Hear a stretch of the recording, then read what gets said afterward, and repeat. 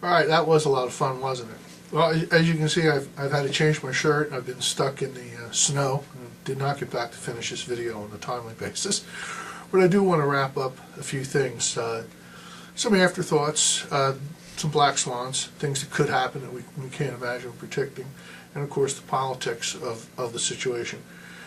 In my afterthoughts column, let's not forget, if you are looking for offshore investments to help yourself out with this dollar crisis that we're into, let's not forget Brazil. Brazil has always been, people used to say Brazil's the next great economy. Always was and always will be. Well, hasn't quite gotten there yet, but I believe in this next decade we could see Brazil in our windshield rather than our rear view. So take a look at Brazilian investment. They have taken a little swing to the left down there, but not as bad as ours. Don't forget India. India is the other great machine of production out there. India is really going to put some good numbers on the board, as well as China. They are also dependent upon foreign commodity, so keep that in mind. For the stock market, the American stock market, let's not forget that these are indices. These are not facts or even anything you can put faith in. This number is just a number. Remember that as a weak company fails, it drops out the bottom of the Dow. General Motors is not any longer part of the index, so keep that in mind. What you're seeing, it's just smoke and mirrors. Remember the flash crash of 2010. This can happen again at any time. Be very cautious in American investing. Let's take a talk about Mr. Bernanke for a second too. Let's not forget him. This gentleman has said publicly on television and other places that he believes that he can halt inflation in 15 minutes, and that is a quote, halt inflation in 15 minutes with a mere adjustment of interest rates. I ask you all to consider this. It never worked for any of his predecessors, so why should it work for him? Think about that. This man has never been right once about anything.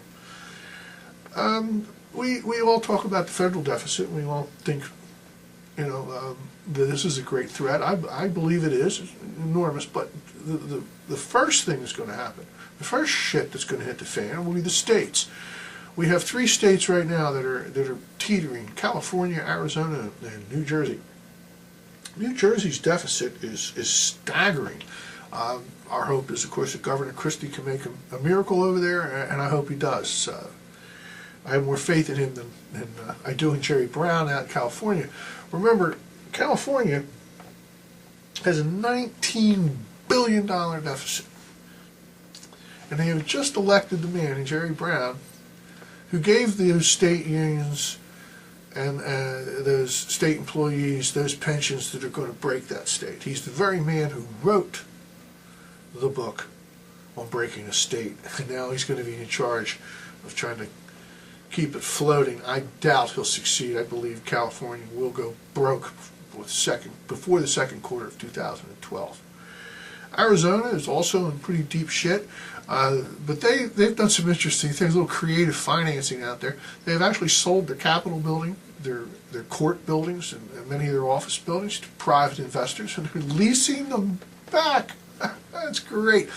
I hope that salvages them, but with their situation on the border, I just feel for the people of Arizona. Let's see, what else is pressing before we go? Remember too, in investing, that it's very easy to get a buy recommendation, but when it comes time to sell, baby, you are on your own. Nobody gives you a sell recommendation. We know that. So invest wisely, invest cautiously. That brings politics. Brings us to politics and the black swans, of course. Politically, I expect Mr. Obama to come out of the chute in 2011 just like he did after Election Day. He is not going to move to the center. He might make some motions, some head fakes that way. This man is a leftist paradigm, and he's going to stay there. He's an ideologue, period. Don't expect any change. As a matter of fact, expect his overreach by regulatory means to continue.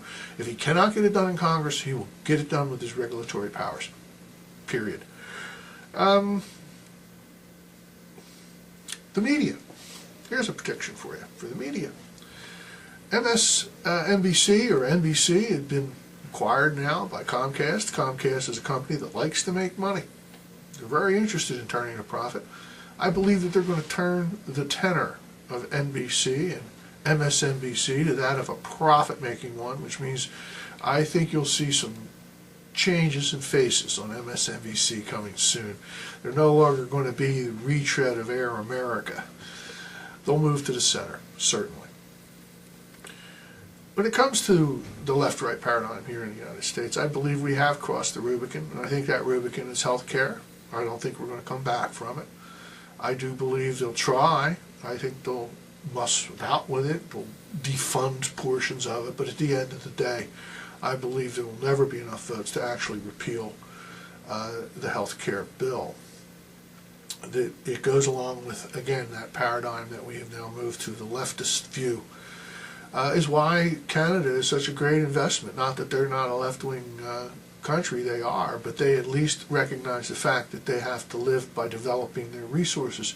The Americans will continue to the American government will continue to prevent development of American resources such as gas and oil. So forget it, there's not going to be any offshore drilling, forget it, they're not going to develop ANWR. And I guess this leads me to the end of the conversation in my last big prediction, and that is quite simple. As I said, Mr. Obama is going to come home from his winter vacation running for office. 2011, he's going to treat it like an election year. And I believe by the end of this year, we will see a major change in not only his cabinet, but I believe that Mr. Obama will cut loose Mr. Biden, and he will find another running mate in 2012. And that running mate will be Hillary Clinton. Have a good year.